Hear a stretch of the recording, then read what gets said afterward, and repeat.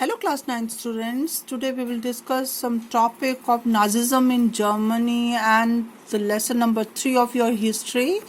And we have left the topic here. The defeat of Imperial Germany and the abdication of the emperor gave an opportunity to parliamentary parties to recast German polity. A national assembly met at Weimar and established a democratic institution with a constitution with a federal structure. Deputies were now elected to the German parliament or Riksdag on the basis of equal and universal votes cast by all adults including women. तो जो Germany का जो राजशाही तंत्र था उसकी हार हो गई और जो एम्परर को अपने थ्रोन से हटा दिया गया, सिंहासन से हटा दिया गया। तो पार्लियामेंट्री जो संसदीय पार्टी थी जर्मनी में, उनको जर्मन की पॉलिटी राजनीति को उसको एक नया शेप देने के लिए आमंत्रित किया गया। एक नेशनल असेंबली राष्ट्रीय सभा वेमर में इकट्ठी हुई और उन्होंने डेमोक्रेटिक कॉन्स्टिट्यूशन संविधान बनाया जो कि डेमोक्रेटिक था। उसका जो स्ट्रक्चर था वो फेडरल था, संघीय स्ट्रक्चर था, संघीय ढांचा था। Deputies were now elected to the German parliament or Riksdag on the basis of equal and universal votes cast by all adults including women. Women's को भी voting rights provide कर दिए गए और everyone has participated in the voting. This republic, however, was not received well in its own people, largely because of its terms it was forced to accept after Germany's defeat at the end of First World War. जो पहला विश्व युद्ध हुआ था उसमें Germany को बहुत ही humiliating defeat का सामना करना पड़ा था। The peace treaty at Versailles with the Allies was a harsh and humiliating peace. Germany lost its overseas colonies, a tenth of its population, 13% of its territory, 75% of its iron and 26% of its coal to France, Poland, Denmark and Lithuania. तो Versailles की जो संधि थी उसमें बहुत ही कठोर और अपमानपूर्ण परिस्थितियों का सामना करना पड़ा जर्मनी को। जर्मनी की जो समुद्र पार जितनी भी कॉलोनीज थी वो से ले ली गई। उसकी जो कि 1/10 ऑफ इट्स पॉपुलेशन थी, उसकी पॉपुलेशन का 1/10वां हिस्सा थी। 13% ऑफ इट्स टेरिटरीज, लोह के जो प्रदेश थे, लोह या कोल के प्रदेश जो थे वो 75% और 26% वो फ्रांस, पोलैंड और डेनमार्क और लिथुआनिया ने अपने हिस्से में ले लिए। The allied powers demilitarised Germany to weaken its power. उन्होंने जर्मनी को उसको उनसे मिलिट्री जो पावर्स थी वो भी छीन ली। The war guilt clause held Germany responsible for the war and damage just the allied countries suffered। और जो वार गिल्ट क्लॉज था, एक क्लॉज था जो वार गिल्ट क्लॉज कहा जाता है कि उसमें जर्मनी को रिस्पॉन्सिबल माना गया, उत्तरदायी माना गया युद्ध के लिए और जितने भी जो नुकसान जो अलाइड कंट्रीज को फेस करने पड़े उसके लिए भी। और Germany was forced to pay compensation amounting to $0.6 billion. The Allied armies also occupied the resource Rhineland for much of the 1920s.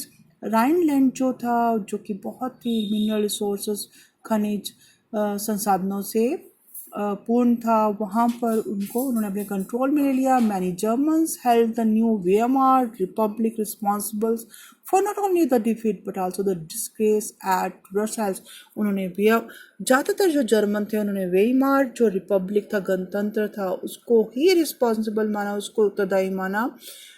सिर्फ जो युद्ध में हार के लिए नहीं, इवन उनको जो कि उन्हें जो अपमान उन्हें वर्साइल्स में झेलना पड़ा था उसके लिए भी।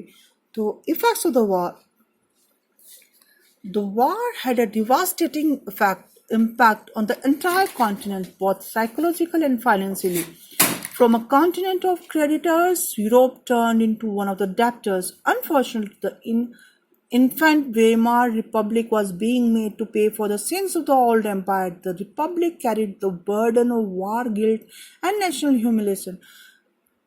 वार जो था, युद्ध था, उसका बहुत ही बुरा प्रभाव पड़ा सारे पूरे कॉन्टिनेंट पर, यूरोप महाद्वीप पर। और वो सिर्फ साइकोलॉजिकल नहीं था, इवन आर्थिक ही में भी था। एक कॉन्टिनेंट यूरोप एक ऐसा कॉन्टिनेंट था जो कि क्रेडिटर था, मतलब लोगों को ऋण देता था। अब वो ऋणी हो गया था। जो वेमार रिपब्लिक थी वो अभी शुरू ही हुई थी, वो इन्फेंट थी, मतलब बचपन में थी, और उसको पे करना पड़ा ओल्ड एम्पायर के जितने भी जो सिंस थे, मतलब जो उनकी गलतियां थी। The Republic carried the burdens of war guilt, और रिपब्लिकन तंत्र को जो युद्ध का जो भी युद्ध के लिए उत्तरदायी माना गया, और जो राष्ट्रीय जो अपमान जो वसाइल्स में था उसके लिए भी रिपब्लिक को ही उत्तरदायी माना गया। And was financially crippled by being forced to pay compensation. अब उन्हें कंपेंसेशन भी देनी थी। Those who supported the Weimar Republic, mainly socialists, Catholics, and Democrats, become easy targets of attack in the conservative nationalist circle. जो संकीर्ण सोच वाले जो राष्ट्रीयवादी थे, उन्होंने कैथोलिक्स, डेमोक्रेट्स और सोशलिस्ट को टारगेट बनाया। दे वर मॉकिंगली, उनका मजाक उड़ाया गया और कहा गया नवंबर क्रिमिनल्स। और उनको this mindset had a major impact on the political development of the early 1930s as well as soon see. The First World War left a deep imprint on European society and politics. Soldiers came to be placed above civilians. Politicians and publicists laid great stress on the needs for men to be aggressive, strong, masculine. The media glorified trench life. जो पहला world war था उसने एक बहुत ज़्यादा प्रभाव डाला European समाज और वहाँ के नागरिकों पर। जो सैनिक थे उनको सिविलियंस से ऊपर रखा गया।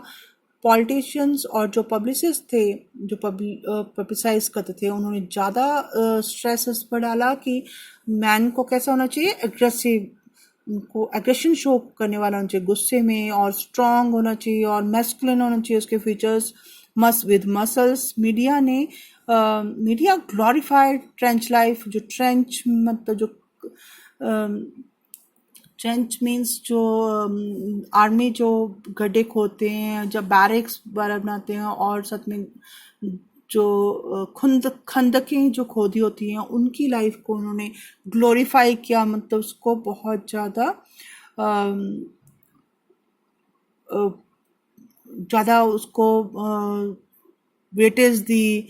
The truth, however, was that soldiers lived miserable lives in these trenches. और इन खंदकों में जो थे, सैनिक थे, वो बहुत ही ज़्यादा मुश्किल परिस्थितियों में रह रहे थे। Trapped with the rats feeding on corpses, वहाँ पर वो फंसे हुए थे, वहाँ पर चूहे दौड़ रहे थे शवों पर।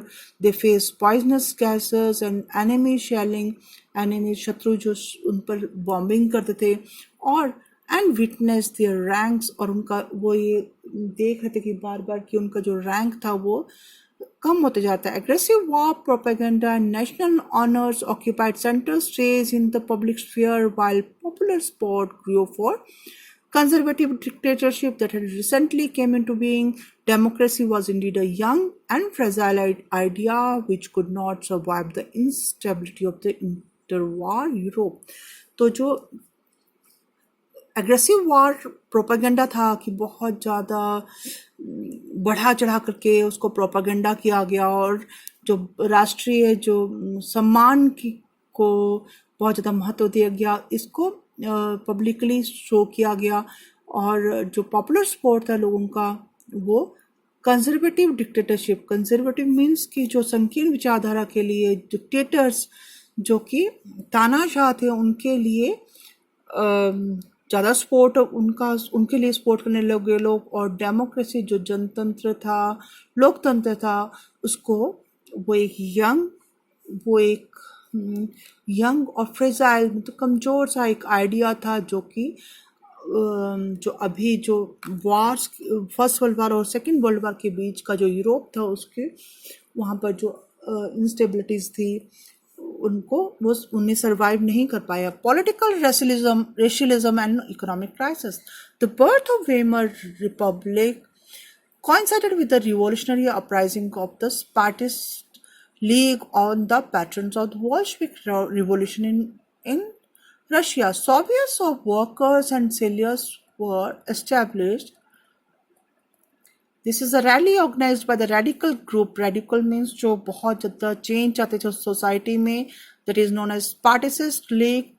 In the winter of 1918 to 1919, the street of Berlin was taken over by the people. Political administrations become common.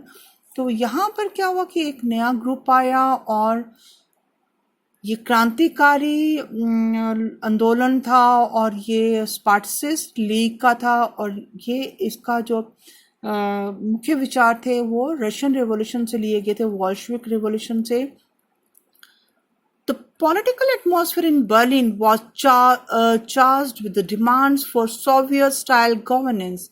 They opposed to this, such as the Socialists, Democrats, and Catholics, met in Weimar to give shape to the Democratic Republic. The Weimar Republic crushed the uprising with the help of a war veteran organization called Free Corps. The anguished Spartacists later founded the Communist Party of Germany. Communists and socialists henceforth become irreconcilable enemies and could not make common cause against Hitler.